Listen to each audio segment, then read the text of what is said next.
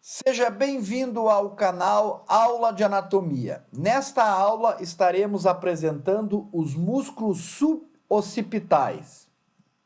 Os músculos suboccipitais se encontram nesta região do dorso e da nuca. O dorso da nuca representam áreas situadas posteriormente em relação à coluna vertebral, inferior ao pescoço e superior às nádegas. Os músculos suboccipitais, eles se encontram na região da nuca, que representa a região com as estruturas situadas posteriormente aos corpos vertebrais desta região cervicais, ou seja, dessas 7 vértebras cervicais. Os músculos suboccipitais, que é o tema desta aula, nós passamos então a estudar esses 4 músculos que estão localizados inferiormente ao osso occipital, por isso que recebem o nome de músculos suboccipitais.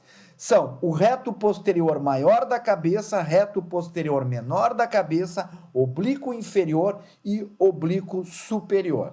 Passamos a estudar cada um desses músculos, as suas inserções e a sua ação. O reto posterior maior da cabeça, ele tem uma inserção na linha nucal inferior, que é a sua inserção superior, e vai se fixar no processo espinhoso do áxis, que é a segunda vértebra cervical. Ele vai de linha nucal inferior até o processo espinhoso da C2, do áxis. Qual é a função que ele vai fazer? Se ambos os lados se contraírem, ele faz a extensão da cabeça e a rotação contralateral. Esta é a função do reto posterior maior da cabeça. O reto posterior menor da cabeça, ele basicamente vai ter a sua inserção na linha nucal inferior, junto com o reto posterior maior da cabeça, só que o reto menor póstero inferior vai se fixar no tubérculo posterior do arco do nosso atlas. Então ele vai da linha nucal até C1, enquanto o reto posterior maior vai da linha nucal até C2. A sua função, ela é a extensão da cabeça. Então aqui vocês estão visualizando, olha a atividade, uma extensão. Claro que eu tenho que sempre lembrar que esse é um músculo pequeno, que a sua capacidade de extensão vai ser possibilitada junto com a função de outros músculos extensores, né? Mas aqui eu consigo visualizar a extensão da cabeça. Depois nós passamos ao oblíquo inferior e ao oblíquo superior. O oblíquo inferior vai do processo transverso do atlas até o processo espinhoso do áxis. Processo transverso do atlas até o processo espinhoso do áxis. Se ambos os lados se contraírem, ele faz a extensão da cabeça, e se somente um lado se contrair, ele vai produzir a rotação homolateral do atlas, que é esse movimento aqui, Vocês estão visualizando a rotação neste momento que ele está produzindo a rotação homolateral do nosso atlas, Vocês conseguem visualizar essa função junto depois aqui com o reto posterior maior da cabeça, Nós conseguimos visualizar essa função de rotação contralateral. E o último músculo desta região é o oblíquo superior da cabeça, que tem uma inserção localizada entre a linha nucal superior e inferior do occipital e vai se fixar na sua inserção distal no processo transverso do atlas. Então ele vai do occipital até o atlas.